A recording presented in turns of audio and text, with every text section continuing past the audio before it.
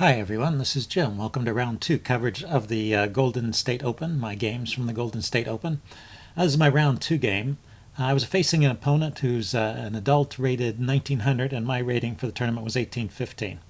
And I actually played him before. I'll talk about that in a minute, but let's put the first few moves on the board. I played d4, he went e6. And after this, you have the choice of playing c4 and staying in queen's pawn territory, or playing e4 like I did and allowing the French defense. But I always, in spite of my experience in the previous game, I always kind of enjoyed playing against the French defense and also with the French defense. So I was happy to go e4 here. My opponent went d5. I went knight c3 like I usually do, and he went bishop b4. So after the tournament, I went and looked up our previous game. We had played about 3.5 years ago, and in that game he had played knight to f6 here, the classical variation, and I was playing the Steinitz variation from the white side at that time against the classical, and so we got a complicated game, and he had beaten me pretty convincingly. And it was interesting because 3.5 years ago my rating was over 1900 and his rating was under 1800. There was about a 150-point rating difference.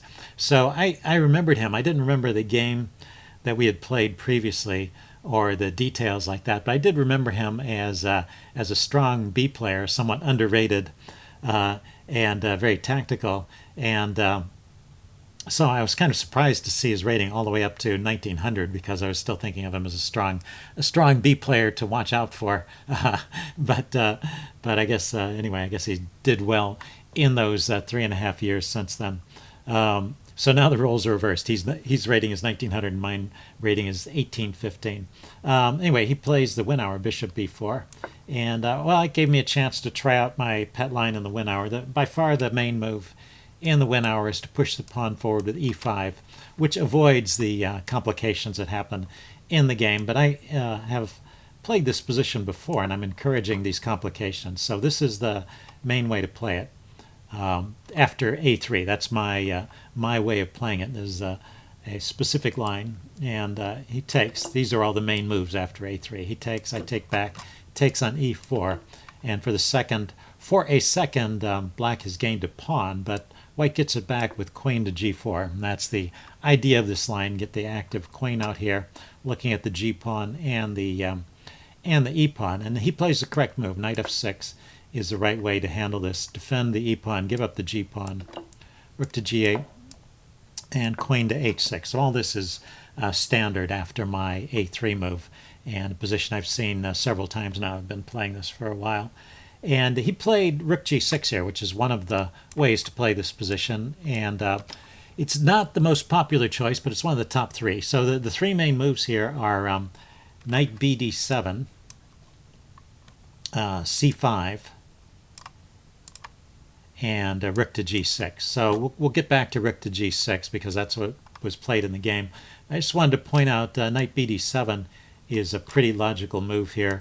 It's just defending this knight, which potentially I might bring my bishop out and pin it. Let's see. I would play knight to e2 here, just continuing my development. I want to bring this knight to g3, get some pressure on this pawn, and also open up a diagonal for my bishop. Let's see. He could play c5 at this point, and I would go knight to g3. And this is a kind of position that might result. And Chess Engine rates this as good for white. So let's look at the other line here, besides the one in the game. The other line, and the one preferred by the Chess Engine, goes like this. It's c5. Again, I play knight to e2, and then bishop d7. And this actually is not the most popular move in the database. The most popular move in the database is still knight b to d7, which would transpose into that other line. But bishop d7 is preferred by the Chess Engine, and after rook b1, it still gives a slight edge to white, but basically black is almost equalized. So I think that's why you don't see this opening at the top levels. Basically, black can equalize with good play, and so white plays the other lines. But anyway, this is a line that I'm trying to learn and get used to, so I will hopefully have the advantage of familiarity. Anyway, the way he played it with rook to g6 is also okay. And actually, I make a slight mistake. It's kind of a tricky question to decide where the queen should go. If it stays over here on the king side, it keeps pressure on this h-pawn. He has to always worry about that, and has the idea of bringing the bishop out to g5 and putting pressure on the knight. But, well, the queen can get kicked around, and sometimes the action in this opening shifts over to the queen side, and maybe the queen's on the wrong side of the board. So actually, I think the best move here is to bring the queen back to e3. And so I think that's what I will try next time. I looked it up after the game, and that was the recommendation of the Chess Engine, and I think it makes sense. But, I was on my own at this point, and I was trying out Queen h4 for this game. And this still seems to be a position which is fine for white. Once again, what the Chess Engine thinks black should play to equalize is the moves c5 and bishop d7 in some order, maybe starting with bishop d7 or starting with c5, either way, and it thinks that black can equalize with that. My opponent tried the move queen to d5, an interesting way to hold on to the pawns in the center. Obviously I'm going to maneuver my knight around and try and get some pressure against the e-pawn, and his knight is tied down defending that pawn, so he needs, my queen is still looking at it, so he needs to find some way to defend that pawn, so the queen out might be able to do that. But there are some drawbacks to that, and of course whenever you develop the queen, you have to watch out for these little tactics. The queen is a target, and knight to f4 is threatened here as a fork. So he dealt with that by playing queen to a5. That was how the game went. What's funny is the Chess Engine pointed out later that, in fact, he doesn't have to worry about that threat so much. He could just keep developing with knight bd7, which is a natural move that white wants to play. And if I go for the fork, he can play a move like queen c6 or even queen a5. The idea is that the queen is looking at the c3 pawn, and that check will win the rook in the corner after I block the check with the bishop, or it'll force my king to move and still win the rook in the corner. So I can't have that. Let's see, the engine recommends defending the c-pawn with queen to h3, and then that buys time for the rook to drop back. So pretty simple maneuver to get out of that. It still leaves white with a good position, but maybe that would be the more accurate way to play. He played queen a5, and I went bishop to d2. I was a little bit worried here during the game that he might play queen to a4 and take a look at the c-pawn, but I checked it out afterwards. He didn't play that. He played knight bd7 in this position, but I checked it out afterwards, and I didn't need to be afraid of this. I was thinking during the game that if he played that, I would just play king to d1 and defend that pawn. Sometimes you do that when you're playing against the French defense, and as long as the king is safe in the center, it's not too bad. You often want to hold on to those pawns. But if we back up to this position, there's actually a tactic here for white. So why don't you think about this position, see if you can find the tactic. This wins some material. Okay, pause the video if you want some time to think about it. I'm going to give the answer away now. The answer is, once again, this move, knight to f4. And knight to f4 hits the rook. And the rook is defending the knight. So if the rook moves to the side, well, the queen can take it. It has to move up or down. And, well, wherever it goes, he could play rook to g4, but I could just take the knight. So, in fact, queen to a4 was nothing to be worried about. He has to worry rather about the move knight to f4. So knight bd7, the move he played, actually defends the knight and deals with that tactic. So he was as I remembered, he was still very tactically astute and looking out for those things, even more so than I was at this point, because I missed that tactic altogether. Anyway, I played knight g3. Threatening the pawn. He brings his queen back to d5, defending it. Went bishop e2, and now he goes c5. So a very typical move with the French defense, opening up the queen side a little bit. Eventually you got to find a way to develop this bishop, and at the same time you want to undermine the center. And I played the move, I was looking for ways to defend it.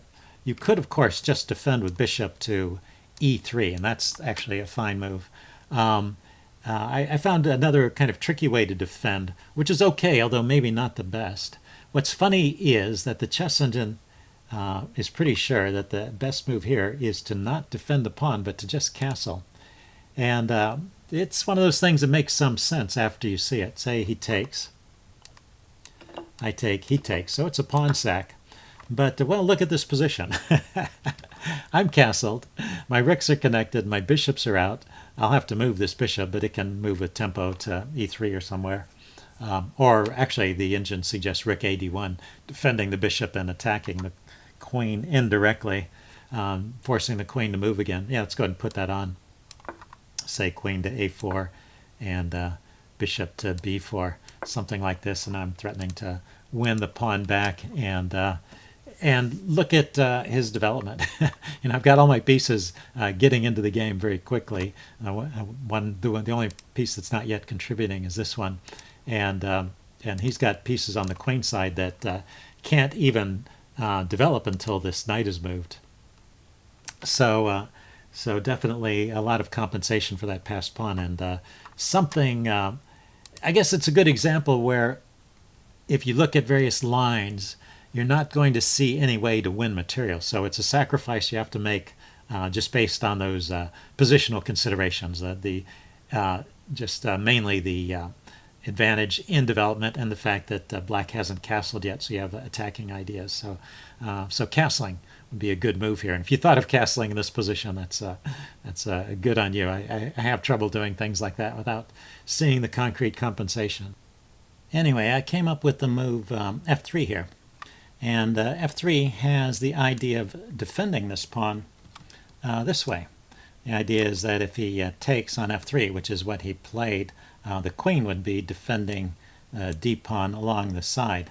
Now, his best move here, which I also had to think about, and is part of why this works, his best move here is actually to take on d4. He could go ahead and take there now, and but then I can take back with the tempo. So it's a trade of the d pawn for the e pawn. My queen and my knight defend that pawn. His queen has to move, and then say I take back here, and he could take, and then I could play something like rook to d1, defending my bishop. And well, if I still want to try and castle in this position, and this leaves white with the same edge that he's had in the game. I guess f3 was not the best move, but it's still a move that leaves white with some edge, even with best play from black here. You can see that white, although, well, white still has to figure out how to get castled, I guess. But black hasn't castled either, and white has more pieces in play. And otherwise the material's even. White has the bishop pair. So still an advantage to white. So I think that was a decent reply in any case. And in the actual game, he took the pawn. He played e takes f3, and then after bishop takes f3, I get a pretty comfortable position. The queen has to move, and the d pawn is defended by my queen. So I'm happy with this. And now I was kind of wondering, though, I really have developed all my pieces. What I really want to do is, I've solved the immediate problems in the center. I really just want to get castled. And, well, the chess engine thinks that castling is fine here. I could have considered, someone pointed this out to me after the game, I could have considered just playing king f2 here, and this actually is a good move as well. Just getting the king out of the way, I can bring the rook over and move my king back to g1 when it seems necessary, but the king can actually sit there on f2 for a while. It's not in any immediate trouble. The main idea is to be able to get the rooks into the game. That's the main reason why you would want to castle in this particular position.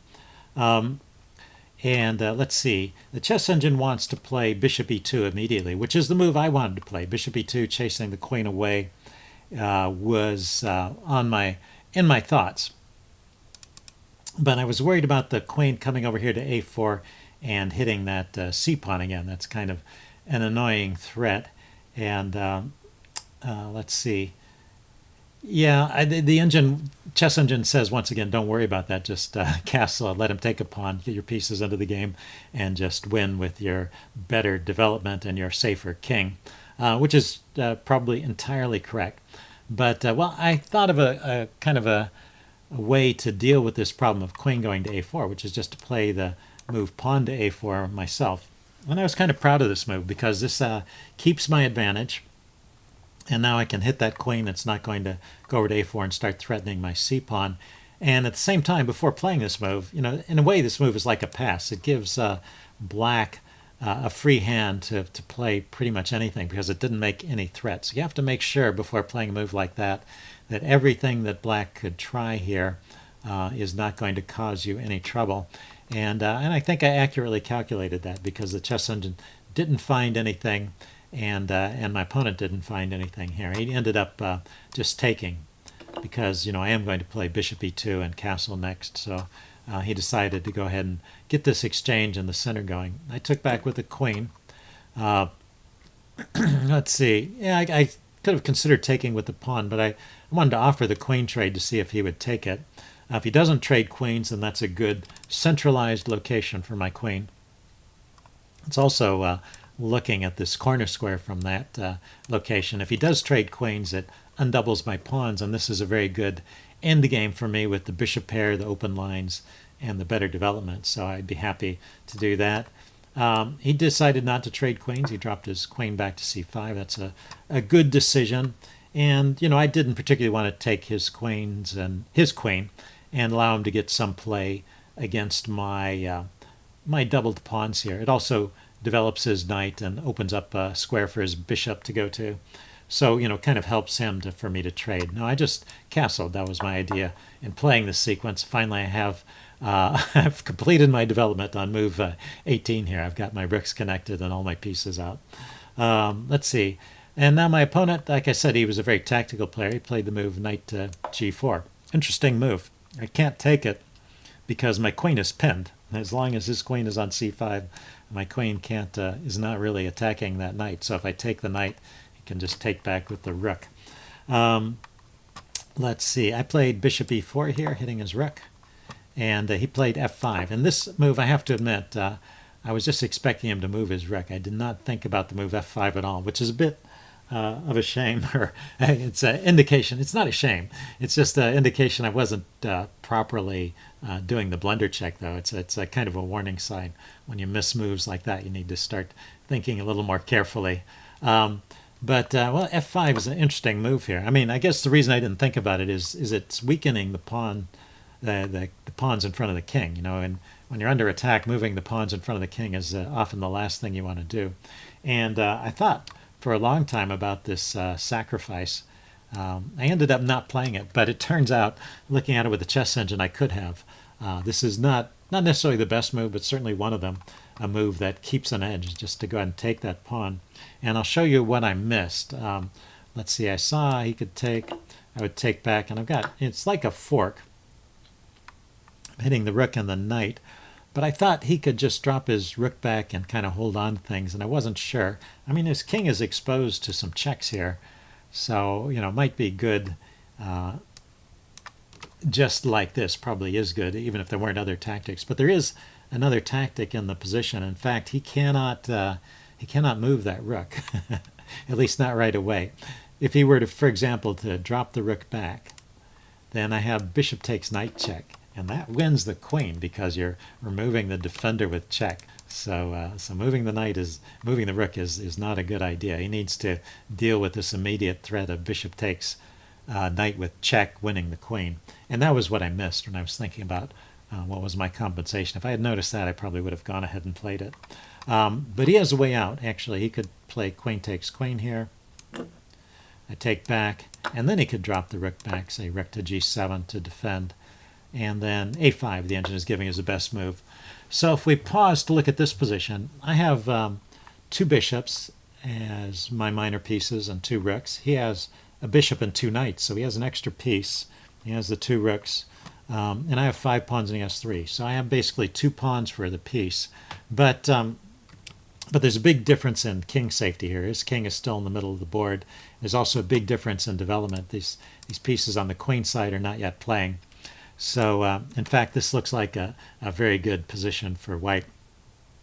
And the chess engine thinks that white is just winning here, in fact. So So that would have been if the sacrifice if I had taken there with best play is still winning.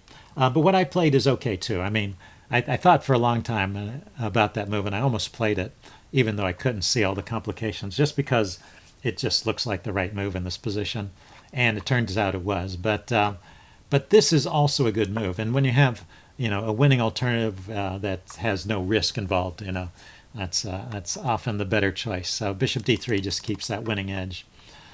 So he started playing some interesting moves at this point. Played the move queen to c7. So this is trying to get some tactics going along this diagonal. So for example, if I gave him another move, he might take on h2, and after I take back, then his rook and queen are coordinating on g3, so he could take my knight with check. So he's developing some threats, but he did leave his back rank open when he unpinned my queen. Now my queen can really hop in here to h8. Now the funny thing is, if you're a fan of Paul Morphy, you might think that there's other moves that should be considered. I really didn't consider much besides the queen check, but the chess engine says the best move here is rook to e1. So that's the Paul Morphy move. Bring all your pieces into the attack and then crush your opponent. And that seems to be winning too. The chess engine is not afraid of this knight takes h2 tactic at all. Well, one point is that I can start making some threats immediately. This bishop on the bishop is hitting the pawn on f5, which is hanging because of the pin on the e file. So anyway, that's just that's the computer's move, and makes some sense, but certainly not one that I thought of. I just gave the check here, and he played knight f8, which I thought was perhaps the only move to keep him in the game. It holds on to the h pawn. The chess engine defends in a different way, actually. It thinks the best move here is king f7. It just gives up the h pawn. But in this line, the king actually manages to sneak to safety. He hits my queen with his rook. So I have another check on h5. My queen actually only has a few squares over here, so my freedom is a little bit limited. The king goes here, then queen here check, and then blocking with the knight, and then the queen coming out on this side, so getting out of the corner and just regrouping for the attack. And this is still a good attack for white, but that's the best defense for black according to the chess engine. Not a way of defending that I thought of. After queen h8 check, he played knight f8, a move that I was expecting, and I played bishop f4, hitting his queen, and I was thinking, to maneuver perhaps to the e5 square if I got the chance, and then pile up on the e pawn as an idea. And so he played the move e5, and I had anticipated this, and I had a reply in mind, which is rook a to e1, pinning that pawn so I can keep my bishop there. The other thing the bishop does on this square is it defends the knight, so there's no longer these tricks of sacrificing on h2. So I really wanted to keep my bishop on that square. Let's see, he played queen f5 check, queen c5 check rather. I moved my king to the corner, and he played knight f2 check, another move that I had missed. So I guess my blunder check was not quite as thorough as I had thought. But this doesn't work. I mean, if I moved my king, I have to say that if I move my king here, then it is a mate. It's the classic Philidor smothered mate. The knight goes to h3 with a double check. The king goes back in the corner. Queen comes into g1 with check. The rook has to take because it's defended by the knight. And then the knight comes back to f2 and delivers the smothered mate. So I always got to watch out for that. But I don't have to move the king here. I can take the rook. So he won the exchange. And he's putting some pressure on my pieces, right? He's hitting the rook, that's loose. He's hitting the bishop, that's loose. So you might think that looks good at first glance, but his queen is away from the action, and in fact this is now winning for white. The best move, according to the chess engine, is queen e5 check, and yeah, I thought about that move. That certainly looks good. It defends the bishop, defends the rook, and it comes with a check and picks up a pawn. And the queen is actually doing a good job in that centralized location. I'm also putting some more pressure on the f-pawn that way. So that would be the best move here according to the chess engine. But I had seen a different move here. I wasn't sure. I mean, I thought the queen in the corner here was doing a good job keeping his pieces tied down. So I played the move rook takes e5 check. And there is one almost defense. Let's call it an almost defense because it doesn't work. If you look at this with the chess engine, bishop to e6 is the best move here according to the chess engine. And after bishop e6, white is still winning, but it's maybe not so easy to find the winning sequence. I'll go ahead and show this to you. It's kind of interesting, but it's very computerish. It starts with bishop to g5, putting the bishop on a square where it looks like it can be taken at first, but of course the knight is pinned, so this bishop on e6 is loose and I can take it with check. So that's actually not good to take my bishop.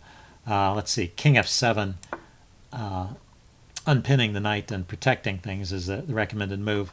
And then bishop back to e3. That's what I mean by kind of a computerish line, going to g5 and then to e3 to hit the queen. Let's see, the queen can deliver a check here, force my bishop all the way back to g1. That opens up the d file to look at the queen, so it has to, or e file, so it has to get out of the way. And then bishop takes f5, bishop takes, rook takes, king back to e7, and bishop to c5 check, king to d7, and finally bishop takes f8. And notice that the back rank is defended because the rook and the knight are coordinating on the f1 square, so any checks can be met by rook back to f1. So a nice line, winning a piece back at the end. And let's see if we count the material. It's, yeah, I have 2 pieces for a rook, and I have an extra pawn, and I'm still attacking. So it's a little hard to walk into a line like that. I mean, it looks like this bishop is pinned, but I guess, well, it's defended, and the queen can move away pretty quickly. In fact, queen here check would simplify things to a winning endgame. So I guess that's pretty straightforward. But those are not moves that I would have thought of. Actually, after bishop e6, I had thought about that move, and I was thinking of playing bishop b5 check. But this, oddly enough, leads to a position the chess engine rates as even. So this would have been black's best chance to get an even position.